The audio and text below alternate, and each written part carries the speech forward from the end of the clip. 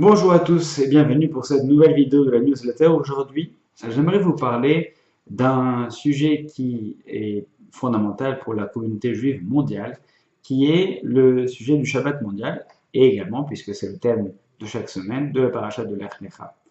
J'aimerais nous sensibiliser à la question de cette initiative, la question du Shabbat mondial, la question de vouloir, encore aujourd'hui, avoir l'utopie, l'idéal, de rassembler tout le monde en faisant sauter tous les clivages. Est-ce que c'est encore possible?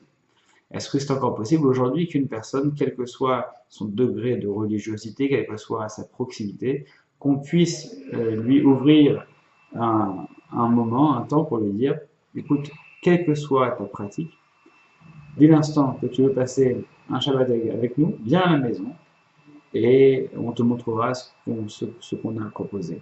C'est le jour où chacun peut dire à celui qui est à côté de lui, voilà quelle est ma croyance, voilà quelle est ma pratique, voilà comment est-ce que je perçois ma religion, mon judaïsme, mon Shabbat.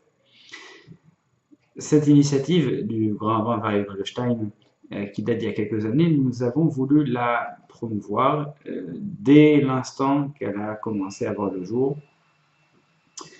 Et en réalité, ce n'est pas quelque chose de... Cette initiative est récente, elle est louable, et elle s'inscrit profondément dans ce que le judaïsme a proposé. Aujourd'hui, nous sommes à la parashat Lech Lecha, on la lira dans quelques jours, et lorsqu'on regarde les premières parachiotes, les premiers passages de la Torah, Bereshit, le commencement, c'est tout est un, unique, tout est rassemblé, il n'y a que Dieu et Adam, Adam premier homme. Donc Adam qui va avoir le rôle d'être celui qui va d'abord diviser l'humanité en la rendant plurielle, mais ensuite de la réunifier en lui donnant un sens, en lui donnant un point commun qui va être Dieu qui l'a créé. Noir, lorsque cette humanité échoue, Dieu donne de nouveau la possibilité de régir l'universel par le biais d'un rapport privilégié à Dieu. Ce n'est pas une religion, ce n'est pas un livre révélé, mais ce sont des lois universelles qui sont censées correspondre à tous sans aucune distinction de religion, de pratique.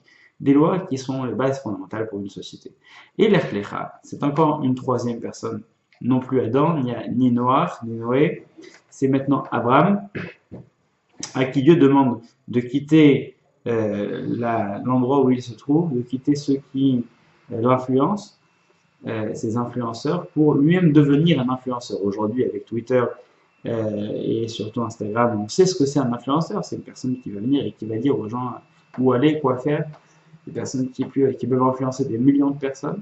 Eh bien, Abraham, c'était le premier influenceur. Il n'y avait pas encore de réseaux sociaux, mais il s'est créé son réseau social, c'est-à-dire ses amis, les personnes qu'il a influencées.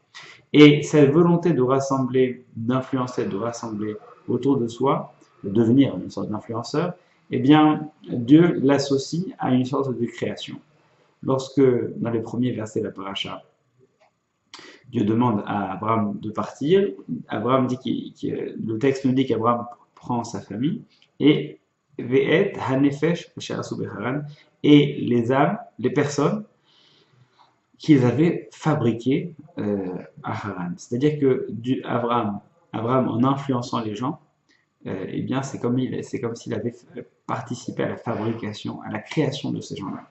Donc c'est un devoir profondément juif, profondément humain, que de proposer aux personnes que nous connaissons la possibilité de nous rejoindre, de leur donner la possibilité de voir, de comprendre ce que nous faisons, de les influencer, mais de la meilleure façon possible, pas par des mots, par des gestes.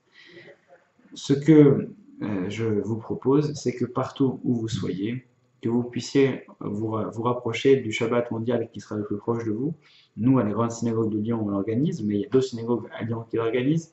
À Bron, il y a également un Shabbat. À Grenoble, également un Shabbat. Partout en France, des Shabbatot qui sont organisés, eh bien, je ne peux que vous conseiller d'y adhérer et de faire partie ainsi de ce plan beaucoup plus large que Dieu a prévu pour l'humanité, un plan qui prévoit la place pour chacun d'entre nous, chacun selon ses sensibilités, sa pratique. Shabbat Shalom et à très bientôt.